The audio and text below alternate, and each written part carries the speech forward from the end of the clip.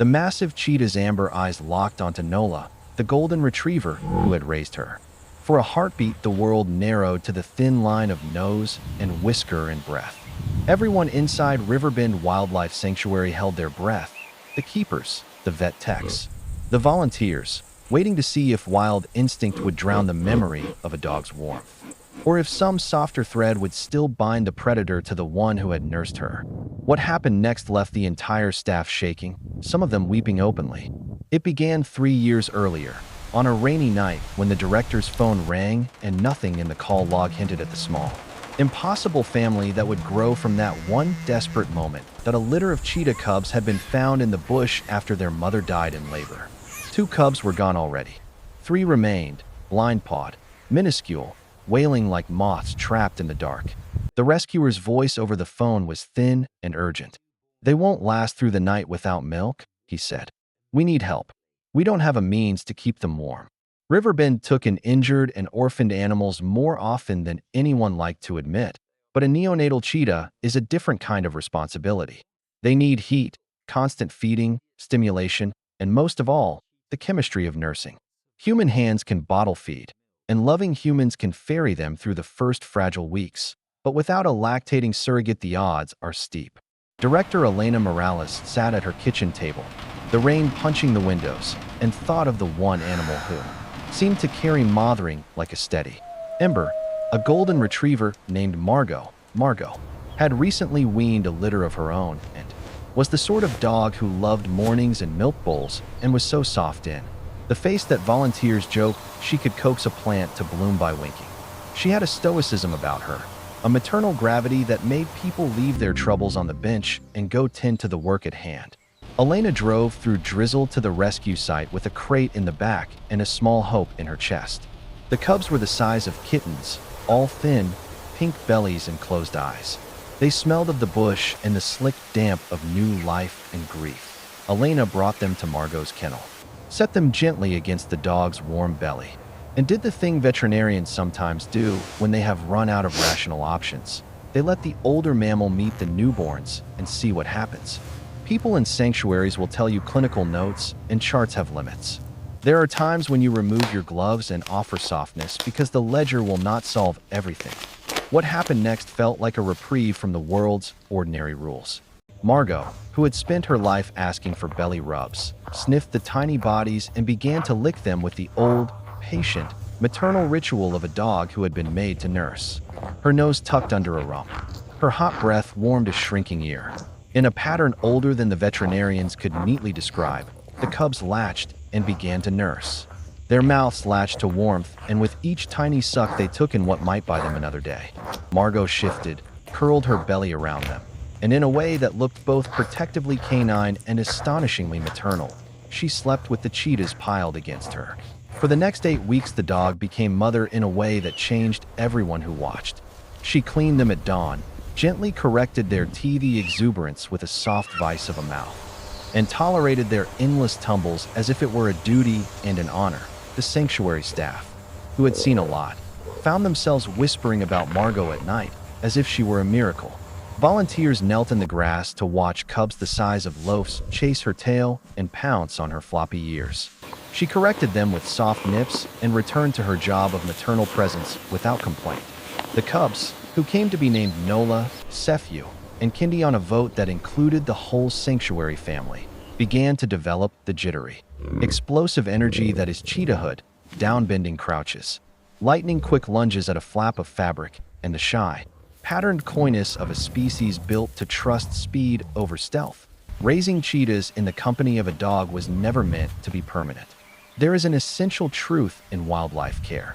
The goal is to return animals to their species-appropriate lives whenever possible. As the cheetahs grew, each muscle rewired into raw capability. By 6 months, they were larger than the kindly dog who had warmed their first nights. Their play became rougher, jaws harder. A pounce that once meant only mock bite began to carry the torque of predatory intent.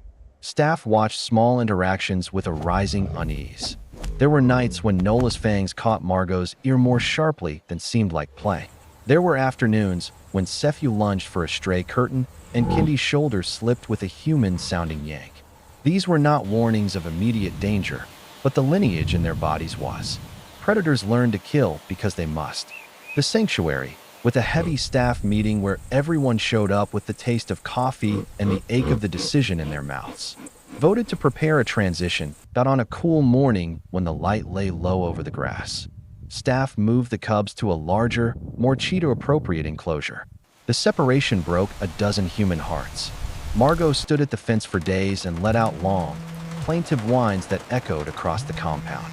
The cheetahs paced and sometimes sat staring at the place where the dog used to be, as if the absent scent might return. Transition, when it happens, is a teacher of grief. But the team had done the math. The cubs needed to learn to eat whole carcasses and to run longer distances without the soft refuge of a dog's body.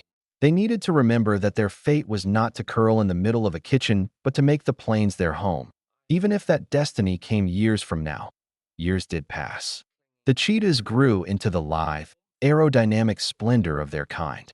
At 2 years old, they weighed over 100 pounds each, their shoulders coiled and flexible, their back legs like springs.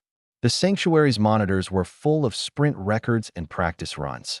Sephew could run down a mechanical lure with breathtaking efficiency.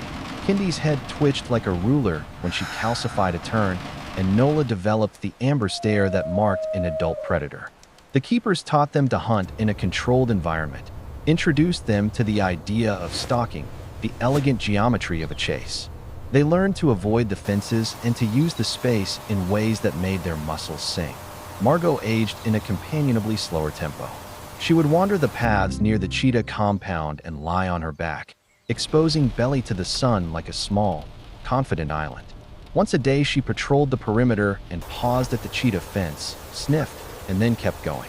Volunteers joked that Margot missed the noise of baby tumble. She seemed quieter without it. The staff watched the footage of their old trio on slow nights, and sometimes the footage felt like a prayer point 3 years after that wet night. A fierce storm cut loose across Riverbend. A surge of wind sheared off a maintenance cover, and a fallen tree crushed part of the service corridor by the cheetah habitat. It took human crews several hours to secure the area, and by the time they thought they had everything buttoned up, someone had left a gate unlatched. A fragile human mistake. Margot found the gate and the one thing she had always loved, freedom without a leash, and she padded through the service lane by instinct, following the smell of wind and open space. She wandered, nose to the ground, through a route the staff rarely used. The storm had left the sanctuary in a small jumble. Tools had been moved, doors propped accidentally the wrong way. Nola's enclosure had an external feeding chute to allow keepers to slide meat in without entering the compound.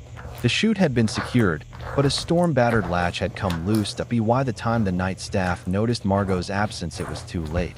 She was at the edge of the chute, just a whisker away from a collision no one had rehearsed. In the meager light of emergency lamps, a keeper glimpsed Margot's old familiar profile up against the metal slit. Inside, a shadow pivoted and then, like a comet made of spotted muscle, Nola's muzzle appeared. The scene froze like a splinter of history. Director Elena, at the back of the group, felt the drop of a stomach that knows too much about loss. "Get radios," she said, but even as the words left her mouth, she recognized the uselessness of time in that slice. There was no time to run the training drills. There was no time to medicate. There was only a dog and an adult cheetah within a few stretch lunges of one another. Nola crouched. Her eyes were that cold honey that has seen hunger and speed and the geometry of mid-run reckoning. This was a cheetah built for the last millisecond. Staff imagined, and the images in their heads were not fantasies, the instant calculus of predator versus companion. Margot's muzzle rested as always, the same flat, loving gaze she had worn her entire adult life. She had no sense of danger beyond an odd curiosity about the smell coming from the metal slit. It was the smallest sound, something between a chirp and the squeal of a kitten, that surprised them all. Nola made a little noise, a cheetah call the team had logged in the cubs' infancy tapes. It was a sound the cubs used to make when they wanted Margot to look up and nurse. The keeper by the chute felt the hair on the back of her neck spike. Nola's vocalization was an instinct traced back to a litany of nights when a nursing call had meant warmth. The sound tore the room in two. Margot twitched her ears, the old dog reflex responding to the memory. She responded with her own soft whine. the exact gentle call she had used to round up her puppies and then to hush the cheetahs when storms rolled. The effect was gradual and then immediate. From the back of the pen, other adults moved, Sephew and Kindy, alerted by the sound and the odd scent of a human-bonded dog in the wrong place. They pushed into view with graceful caution, and then, like characters remembering lines in an old play, they came to the fence and made the same softer calls. Nola lowered her body and emitted a louder version of the infant chirp, and the three cheetahs, for reasons the keepers would debate for years, softened. Elena waited, a radio clenched in her fist like an unlit fuse. The animal care team had protocols for intrusions: distract, separate, sedate if possible, but sedation comes with risk and time. The decision was made in a breath. The staff opened the chute to the main enclosure because if there was any chance that the cheetahs would respond with the tenderness of memory, they needed space to exercise it without a cruel metal barrier. A safer, less romantic voice in Elena's brain argued that this was a catastrophe waiting to happen. Another, older voice told her to trust the messy human-animal history that had already proven miraculous before. Margot stepped through the gap with slow, sure pause. She walked into the pen as if stepping into the most ordinary room of her life. The three big cats arranged themselves around her, and then, in a scene that would become an emblem for the sanctuary and for thousands who would later watch grainy phone footage, they surrounded her and began to rub their faces along her flanks. Nola pushed her head into Margot's shoulder like a child rediscovering its pillow, then began to trundle into the dog's neck. And the three cheetahs began to purr, a deep, vibrating sound the sanctuary staff rarely heard from such full-grown, wild animals. Purring, for cheetahs, isn't long the way domestic cats do it, but it was a sound that coursed through the enclosure like warm current. The keepers wept. Some of them laughed and sobbed at once. One volunteer steadied Elena's shoulders and said nothing because there were no words big enough to hold the seam between what human logic expected and what the animals showed them. Nola licked Margot's muzzle and seemed, in those small moments, unwilling or perhaps unable to use the teeth that now could tear a small gazelle limb in an instant. They played like cubs, but with the cadence of adults, gentle swipes, controlled, a sniffing that was part verification and part ritual. Margot licked them as she used to, her tail wagging in slow arcs, eyes God-bent on the strange grace of being a mother of a different species.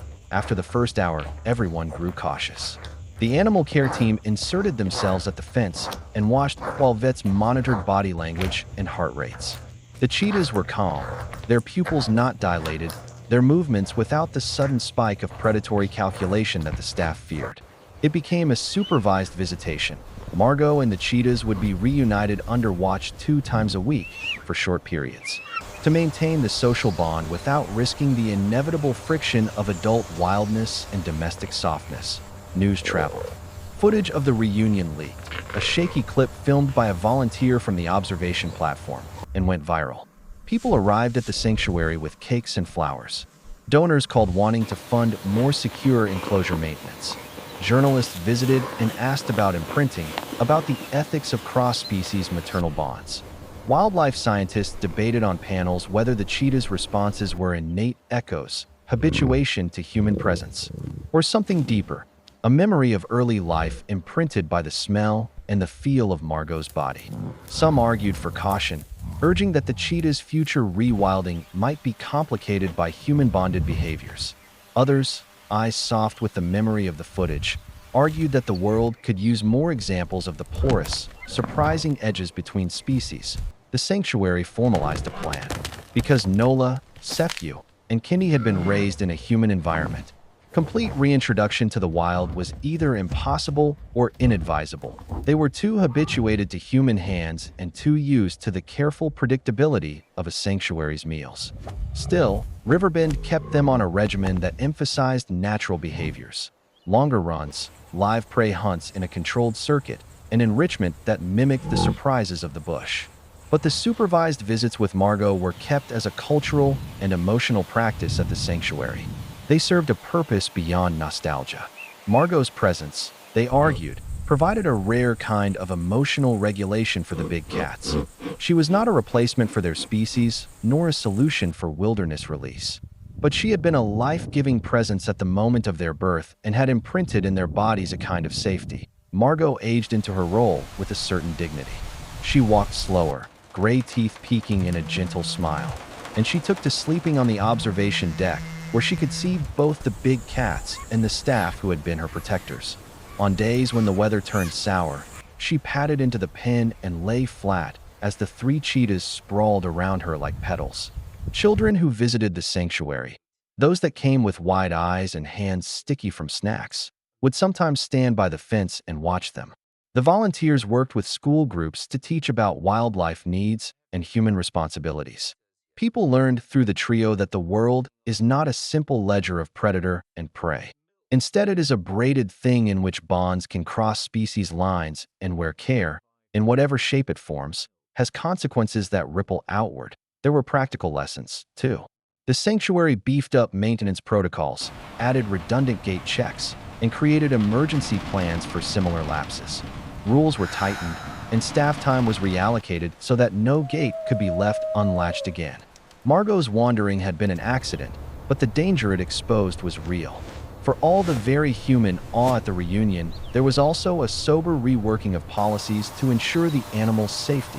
Years later, when Nola became an elder and Sephew a fierce guardian of his smaller territory within the sanctuary, the visitation ritual softened into a quiet habit. Margot slept more, and the cheetahs matured in their own rhythms. The stories of the reunion remained. A clip that had once looped online, accompanied by million views and thousands of comments, became a teaching tool in Riverbend's education program. It taught visitors to understand that animal behavior is not a fixed script, that life contains anomalies, and that with those anomalies come responsibilities. That if there is a single truth the staff kept returning to, it is this: love and memory can survive across the most unlikely boundaries. The cheetahs never forgot the dog that warmed them, in the way their bodies relaxed near her, in the low chirps they used when she appeared. They kept a trace of the first care they had received. And Margot, her tail wagging slower with age, eyes still bright as a sunlit pond, carried that season of motherhood like a quiet medal. There are things that cannot be fully explained by biology alone, and for the volunteers and keepers at Riverbend, that was enough. They had watched, on a wet night and again on a storm-broken afternoon, a miracle of kinship that defied expectation and taught them how wide the world could be when people are willing to listen. If this story moved you, share your thoughts. Did it make you believe a little more in the soft edges of nature? If you enjoyed it, subscribe to the channel and come back for more stories that remind us that kindness sometimes looks like a golden retriever and that the wild, for all its harshness, can hold surprising tenderness.